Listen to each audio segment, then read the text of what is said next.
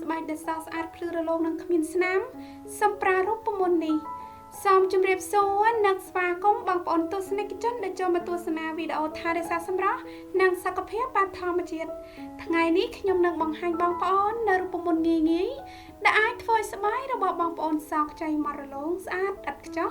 ក្នុងរយៈពេលខ្លីដោយប្រើរូបមន្តនៅផ្ទះប្រសិនបើមានចំណាប់អារម្មណ៍សូមបន្តទស្សនារហូតដល់ចប់ប្រើបានទាំងបុរសនិងនារីគ្រឿងផ្សំដំបូងដែលយើងនឹងត្រូវការគឺម្សៅកាហ្វេចំនួន2ស្លាបព្រាបាយ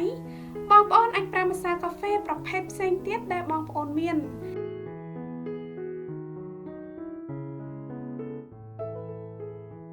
គ្រឿងផ្សំបន្ទាប់ដែលយើងនឹងត្រូវការគឺម្សៅអង្ករចំនួន2ស្លាបព្រាបាយបងប្អូនអាចប្រើម្សៅឆាឬម្សៅផ្សេងទៀតដែលបងប្អូនមានបន្ទាប់មកយើងត្រូវការទឹកការ៉ុតដើម្បីទទួលបានទឹកការ៉ុតយើងត្រូវយកការ៉ុតទៅឈូសឬក្រឡុករួចហើយច្របាច់យកទឹក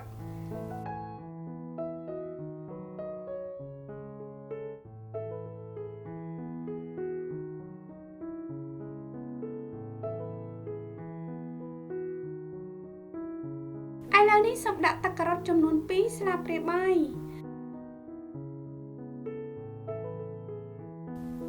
ការ៉ុតផ្ទុកនូវវីតាមីនជាច្រើនដែលជួយធ្វើឲ្យស្បែករបស់បងប្អូនមានសភាពភ្លឺមាត់រលោងនិងពន្យាភាពចាស់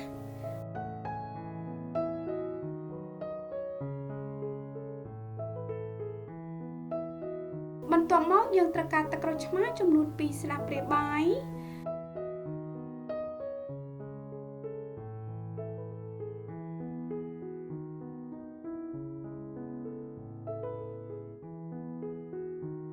គ្រឿងផ្សំចុងក្រោយដែលយើងនឹងត្រូវការគឺស្ករសចំនួន2ទៅ3ស្លាបព្រាបាយ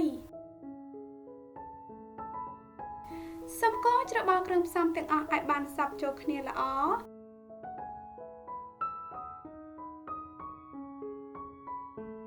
រូបមន្តធ្វើឲ្យស្បែកសរបស់យើងគឺបានរួចរាល់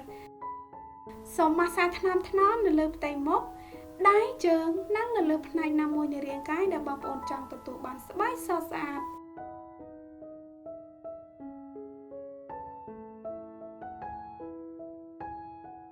សូមទុកចោលរយៈពេល15ទៅ20នាទីបន្ទាប់មកសូមម៉ាស្សាថ្នមៗរយៈពេល2ទៅ3នាទីបន្ថែមទៀតរួចហើយលាងជម្រះចេញ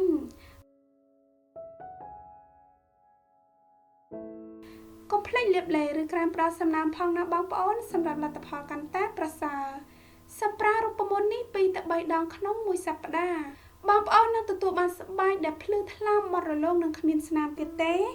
ប្រសិនបើបងប្អូនបន្តប្រើរូបមន្តនេះជាប្រចាំ